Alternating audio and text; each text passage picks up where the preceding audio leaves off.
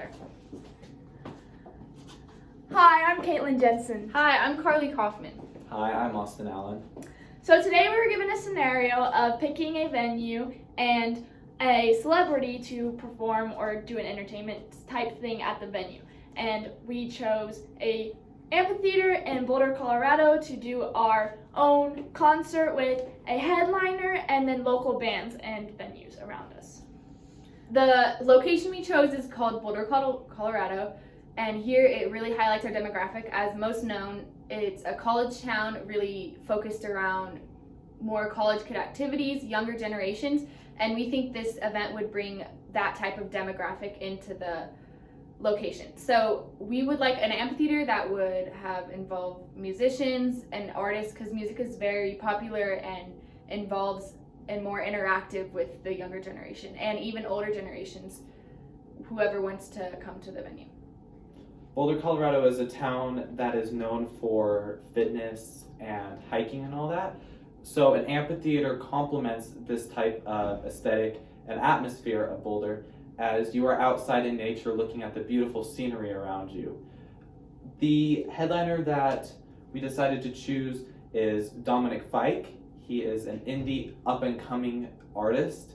He has a fairly nostalgic music taste that complements the tastes of college students, generations of like Z and millennials, and can even engage the older generations such as boomers and Gen X as they remember the type of sounds from when they were growing up. We would like to advertise to these certain generations in different platforms on the internet. Instagram is a great way to engage millennials and Gen Z. Twitter also engages millennial and Gen Z, but we would like to target Gen Z the most with TikTok, as a lot of Gen Z youth is on the app, and Facebook can help engage the Gen X and boomers, as majority of their demographic is on there as well. Another way we can advertise is maybe involving influencers who we can pay for their ticket, and then they can come to the event and support it and post about it to more people and spread the word more often. And we believe that that will be a very efficient way to get the word out around town and spread it more throughout the world. Also, just any type of paper flyers in the local stores or at the colleges will bring sight to our venue. And then also, if we have flyers in local stores and everything, then that also allows them to know that they are allowed to buy permits and everything to have a permitted spot at our thing. And so with the venues and vendors, we will have like limited areas, so obviously people will have to pay a little bit to get in, so we're not just first come first serve, because we want a lot of different varieties overall, and this will also balance our income and outcome with everything. Our price on those will determine whether or not our demand is high for locations. So if food vendors want to come in, or just merchandise vendors want to come in and like sell, depending on how high the demand is how much we can charge people. So that is still a bit up in the air, but we are thinking about how much we are going to spend and charge people in order to get profit back. To get profit off of the concert and event itself, we were thinking of putting a percentage of, kind of like a tax, but a percentage of their profits from the food vendors and merchandise that would come back to the event planners and the event itself for profit. Otherwise, they would just be there for themselves, which is what we love, because we want to be able to have community businesses having a ton of profit back, but we also need to make profit ourselves. Ways we can sell the tickets are by doing an online selling. So for people who want to be more eco-safe, they can download tickets on the online and use QR codes to scan and get into the event. Or for people who want more of that nostalgic feel, like the vintage feel, you can buy tickets that will be more showy and things like that. And so, yeah. Yeah, we can mail the tickets, we can have pickup and we'll call out. There's a lot of ways that we can make sure your ticket gets to you and that we are reliable so people trust us. And we really want to tailor to what people want.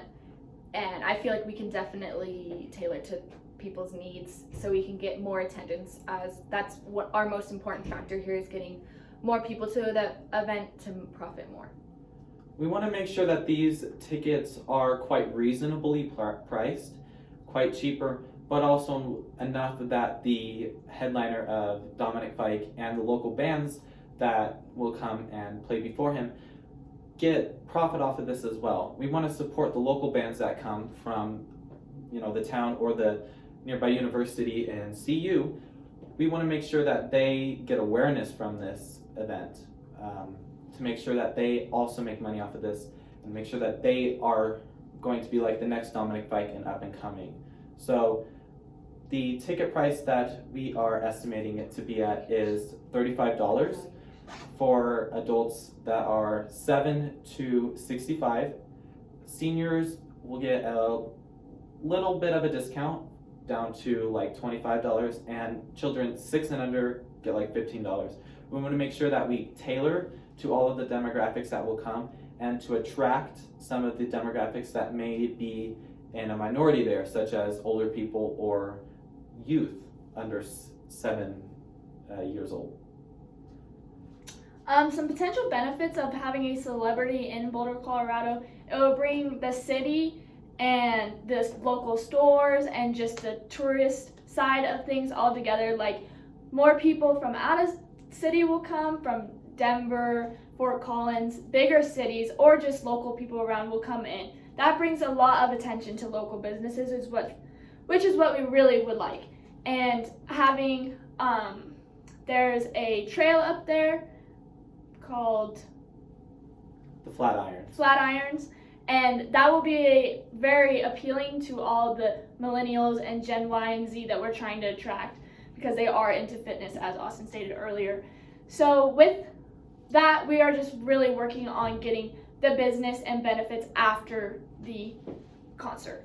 And some challenges that we may end up facing is security. We're going to have to make sure it's a very safe event and it makes people feel comfortable.